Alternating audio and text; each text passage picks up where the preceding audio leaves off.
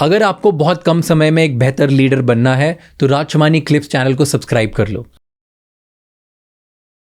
हर जगह हम हर मंदिर में जब देखते हैं जी तब राम भगवान, लक्ष्मण, सीता, साथ में उनकी मूर्ति रखी रहती है वहाँ पे, राइट। इस मंदिर में जो एकदम सेंटर है, जो एकदम सेंटर है, वहाँ पे 5 year old राम की मूर्ति रखी गई है, राइट। ऐसा क्यों है? ये आई थिंक बड़ी इंपॉर्टेंट बात है। जैसे मैंने केस भी कहा कि केस किसने लड़ा, राम लला ने लड़ा। ये हम राम जन्मभूमि की लड़ाई थी। राम कहाँ पैदा हुए? अयोध्या में पैदा हुए।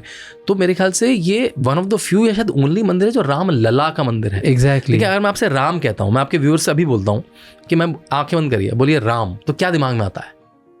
तीर लेके राम या राम दरबार के राम। कभी बालक राम नहीं आता। बालक हमारे बालक कृष्ण दिमाग में आते हैं, क्योंकि हमने कृष्ण की लीलाएं देखी हैं। कृष्ण को मक्खन खाते, मोर लगाए, अपनी माता को तंग करते, अटखेलियां करते, वो कृष्ण रूप देखा है। लेकिन राम की अटखेलियां और राम का बाल रूप हमें ज़्यादा वर्णन नहीं किया है। वाल्मीकि ने भी बहुत ज़्यादा वर्णन नहीं किया। तो ये इसलिए और इमोशनल मोमेंट है कि आप एक छोटे बालक को आपने उसके घर से निकाल दिया और वो रामलला विराजमान, मतलब एक तरह से Ramlalla, the child Ram was standing in court and finally he got his house back, right, which is a temple for all of us. तो इसलिए वहाँ रामलला है, और राम, छोटे राम और उनके तीनों भाई और चारों, उनकी जो छोटी मूर्ति है वो, और बाकी अब तो पत्थर की मूर्ति भी लगेगी वहाँ पे, ब्लैक स्टोन की एक मूर्ति है, वाइट स्टोन की मूर्ति लगेगी। तो इसलिए रामलला है वहाँ पे। तो राम के बाल रूप का ये मंदिर है, जो भारत में रेयर मिलेगा आपको।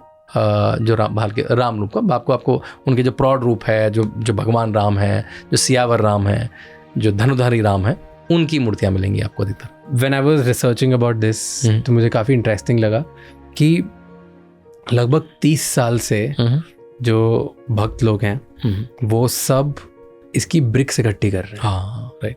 वो 30 साल से 2 लाख से ज़्यादा ईंटें इकट्ठी करके रखे थे कि हम तो वेट कर रहे थे डिसीजन जिस दिन आएगा मंदिर बना। हाँ, little more nuanced to it, it's a good question. हाँ, आप पूछिए फिर। हाँ, मतलब ये तो मैं बोल रहा हूँ कि इन ब्रिक्स को प्रिजर्व कैसे करके रखी और इनका उपयोग कैसे हुआ। हाँ, देखिए, जब VHP ने मूवमेंट शुरू करा, मैंने कहा ना 1984 1980 में जब VHP ने मूवमेंट शुरू करा, तो उस समय कम्युनिकेशन के मीन्स बहुत लिमिटेड होते थे। तो आपको हर चीज़ फिजिकल करनी होती थी, और कैसे पूरे जनता का मूवमेंट बनाया जाए। देखिए, राम में आस्था सबकी है, सब श्री राम के मंदिर जाते हैं, विष्णुदेव के, राम उनके 7वें अवतार हैं, तो अलग अलग मंदिरों में जाते हैं। लेकिन सबको कैसे इन्वॉल्व करा जाए, तो उसमें 2 काम करे गए। एक तो केवल देश से नहीं, दुनिया से कहा गया कि आप एक एक ईंट भेजें और उस पर श्री राम लिख के भेजें, है ना। जैसे कहा जाता था कि जब वो राम सेतु बना, तो श्री राम अगर आपने पत्थर पर लिख दिया तो पत्थर तैर गया, है ना। तो आप श्री राम लिख के भेजें।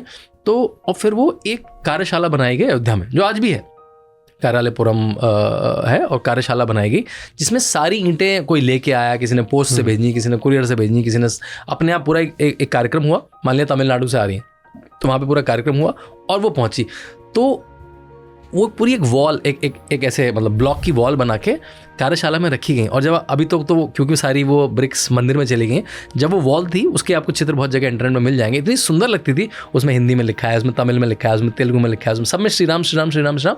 महाराष्ट्र से लोगों ने भेजी हैं, उड़ीसा से लोगों ने भेजी हैं, बल्कि ऐसा है कि विदेशों से लोगों ने भेजी हैं। आपको एक बात बीच में मजे की बात बताऊंगा। देखिए, राम केवल भारत के प्रणेता नहीं है, राम इस विश्व के हीरो हैं। कैसे? थाईलैंड एक बुद्धिस्ट कंट्री है। थाईलैंड में आज भी राजा होता है, मतलब वहाँ पर डेमोक्रेटिक गवर्नमेंट भी है और साथ में राजा भी होते हैं। उनके राजा की पदवी राम है।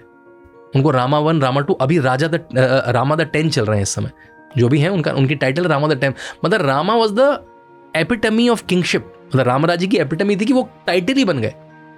इजिप्ट की जो सभ्यता है उसमें राजा को रामसेस कहा जाता था। मजे की बात तो और लीजिए, इंडोनेशिया जो 90% इस्लामिक कंट्री है, वहाँ पे सबसे बड़ी रामलीलाएं होती हैं आज भी। एक बार अटल बिहारी वाजपेयी जी का एक स्टेटमेंट है पब्लिकली कि वो एक बार गए वहाँ पे, जब शायद विदेश मंत्री थे, तो उनकी बात हुई कि भाई आप तो मुस्लिम देश हैं, ये क्यों हो रहा है? बोलते हैं मेरी फेथ इस्लाम है, लेकिन मेरी जो कल्चर है, हिस्ट्री है, वो राम में जुड़ी है। तो वहाँ पे भी रामायण है, वहाँ पे, यहाँ पे तो नेशनल बुक, थाईलैंड की national book is Ramayana, it's called Ramakien. Indonesia की national book is Ramayana, not national book, but वहाँ पे अपनी रामायण फॉलो होती है जो काकाविन रामायण है। तो उन देशों से भी, इंडोनेशिया से, थाईलैंड से, फिलीपींस से, श्रीलंका से, दुनिया के अलग अलग देशों से भी ब्रिक, जिसमें श्री राम अपनी अपनी भाषा में लिखा है, वो सारी ये जो मैंने VHP की जो कार्यशाला है, जहाँ पे वो मॉडल रखा है लोगों को प्रेरित करने के लिए, वो वाला मॉडल समझ गया आप? मॉडल जो मॉडल दिखता भी है, जो बिरला जी के आर्किटेक्ट ने बना के दिया, वो मॉडल रखा है लकड़ी का। और एक तो ईंटें इकट्ठी हो रही हैं, फिर जैसे बच्चों का लेगो गेम होता है ना, जोड़ जोड़ के बनाते हैं, तो ये जो मंदिर है इस समय, जैसे हमने बताया नागर शैली में बना है, इसमें लोहा कंक्रीट का इस्तेमाल नहीं हुआ, ये ब्लॉक की तरह बनाया गया, ये ब्लॉक को दूसरे लिंक से जोड़ दो।